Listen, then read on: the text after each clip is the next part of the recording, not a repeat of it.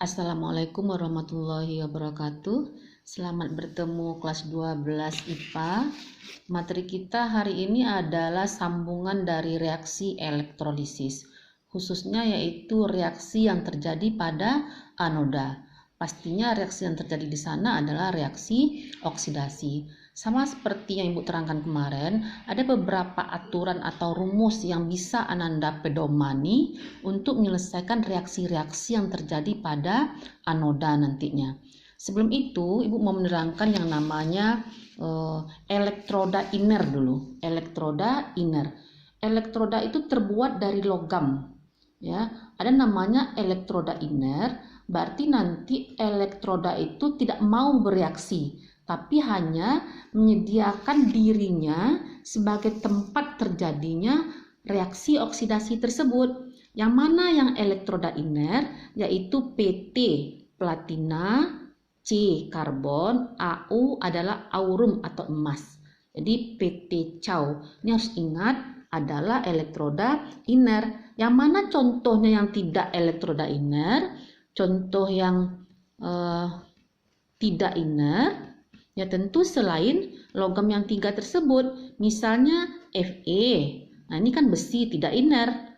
Kemudian Ag, perak, argentum tidak inner. Kemudian Cu, tembaga, dan lain-lain. Nah itu adalah contoh elektroda yang tidak inner. Dia akan ikut bereaksi kalau kita menggunakan elektroda yang tidak inner tersebut. Nah sekarang kita pindah ke aturan reaksi-reaksi yang terjadi di anoda. Pertama sekali, bagaimana kalau ion negatifnya mengandung sisa asam oksi? Sisa asam oksi maksudnya adalah sisa asam yang mengandung oksigen, SO4 sulfat. SO4 2- ini kan sisa asam dari asam sulfat. Nah, dia mengandung O. Kemudian NO3 nitrat.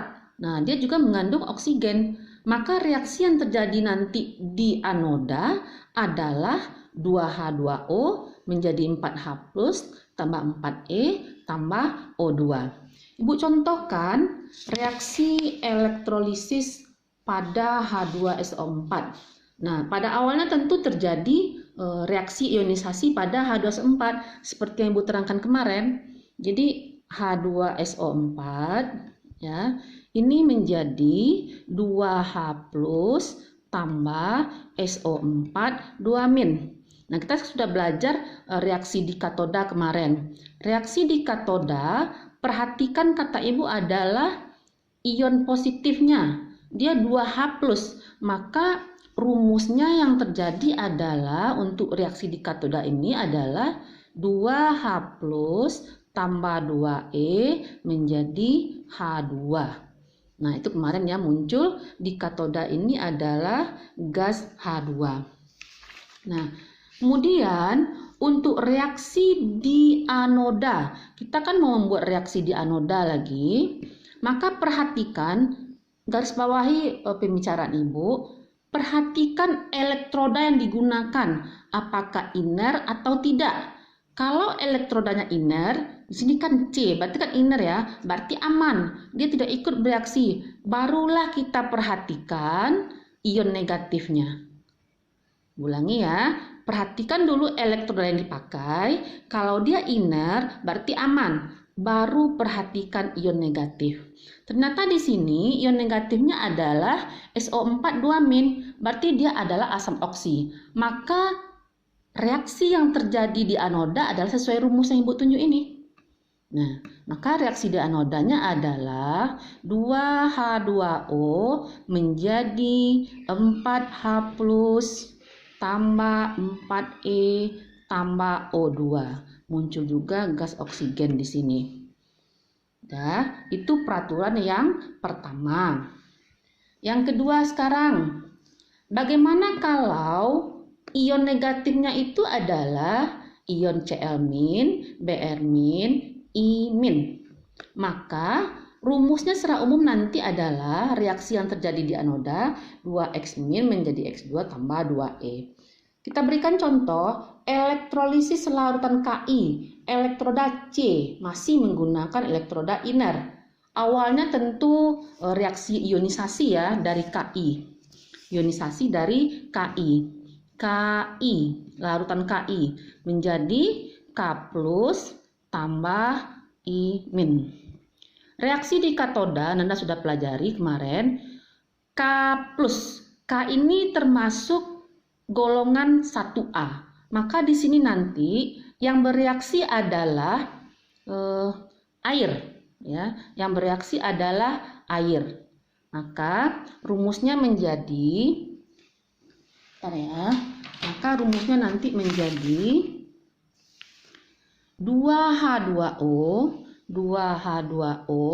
ditambah 2E menjadi 2OH- ditambah H2. Nah, itu reaksi yang terjadi di katoda. Kemudian, untuk reaksi di anoda, perhatikan kata Ibu elektrodanya. Elektrodanya adalah C, berarti inner. Kemudian, perhatikan ion negatifnya lagi. Setelah kita memperhatikan elektroda, perhatikan ion negatifnya lagi. Maka, reaksi yang terjadi di anoda nanti adalah sesuai dengan rumus yang Ibu berikan ini. Ya, berarti 2I min menjadi I2 ditambah 2E. Nah, selesai. Itu reaksi yang terjadi di anoda sesuai dengan rumus.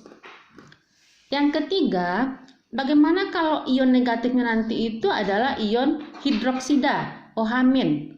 Dia bersifat basa. Maka rumus yang terjadi nanti adalah sesuai yang Ibu tunjuk ini. 4OH- menjadi 2H2O tambah 4E tambah O2. Kita lihat contohnya adalah elektrolisis lelehan, Ibu garis bawahi, lelehan NaOH menggunakan masih elektroda C. Nah, pertama sekali tentu ionisasi dari NaOH. Ya, NaOH menjadi Na plus tambah OH-. Reaksi di katoda, Anda sudah pelajari. Perhatikan ion positif. Na plus di sini. Memang dia golongan 1A, tapi perhatikan soal lelehan. Andaikan yang kita elektrolisis adalah lelehan, maka ion positif ini langsung mengalami reduksi di katoda. Tidak air. Ya, karena dia lelehan, air tidak ada di sini. Ini adalah zat murni yang mencair, tidak ada larutan, tidak ada air, maka tidak akan mungkin terjadi reaksi reduksi air di katoda. Berarti langsung Na plus tambah 1E menjadi Na.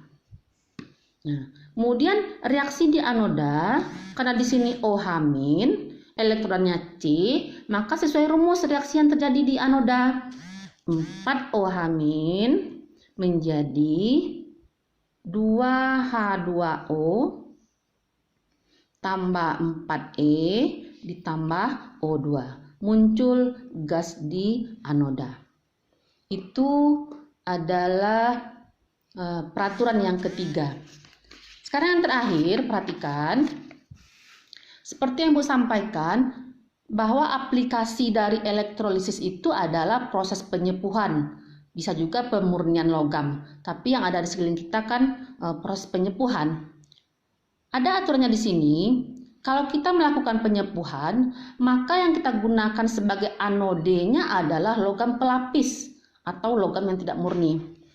Misalnya, di sini Bu memberikan contoh, kita melapisi Fe dengan logam Cu. Misalnya kita punya sendok yang terbuat dari besi, terbayang ya, warnanya dari besi. Nah, kita mau melapisi supaya sendok kita ini tidak berkarat. Jadi, pelapisan ini salah satu gunanya adalah supaya awet, supaya tidak berkarat. Jadi, dengan apa kita melapisi? Dengan tembaga atau Cu. Maka logam pelapis ini atau Cu ini kita letakkan sebagai anode. Nah, maka rumus yang akan terjadi nanti di anode adalah M menjadi Mn plus tambah Ne. Oke, Bu berikan contoh seperti gambar.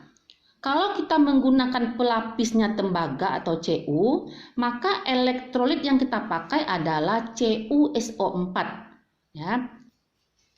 CuSO4, maka yang pertama sekali terjadi adalah CuSO4 ini akan diuraikan atau diionkan oleh arus listrik. Jadi CuSO4 menjadi Cu2+ tambah SO4 2-. Nah, elektroda yang dipakai, sudah dikatakan tadi, elektroda yang dipakai di anoda ini adalah Cu. Nah, elektrodanya Cu, berarti dia tidak iner. Nah, sekarang apa reaksi yang terjadi di katoda? Reaksi di katoda, kata Ibu, perhatikan ion positif Cu2+. Dia bukan golongan 1A, bukan 2A, bukan Al, juga bukan Mn, tapi selain itu tembaga. Maka langsung ion positif ini akan mengalami reaksi reduksi di katoda. Cu2+ tambah 2E menjadi Cu. Nah, ini nanti reaksi di katoda. Berarti di sini nanti terjadi reaksi Cu2+ tambah 2E menjadi Cu. Maka sendok kita nanti akan segera dilapisi oleh tembaga atau Cu. Kemudian reaksi di anoda, jangan perhatikan dulu ion negatif. Kata Ibu, perhatikan elektroda yang dipakai, Cu, tidak iner. Berarti elektroda ini nanti yang langsung mengalami reaksi oksidasi di anoda. Maka reaksinya adalah Cu menjadi Cu2+. Sesuai rumus kita ini ya, Nak ya. Sesuai rumus yang ini nih. Ya. Cu menjadi Cu2+ tambah 2E. Nah, di mana anodanya yang ini? Cu tadi. Maka di sini akan terjadi reaksi Cu menjadi Cu2+ tambah 2E. Pada akhirnya nanti sendok kita ini permukaannya akan segera dilapisi oleh yang namanya tembaga atau Cu. Dia akan berubah warna menjadi kemerahan, warna tembaga. Kemudian juga dia awet, tidak akan mengalami korosi atau perkaretan. Terima kasih, semoga dapat dipahami. Assalamualaikum warahmatullahi wabarakatuh.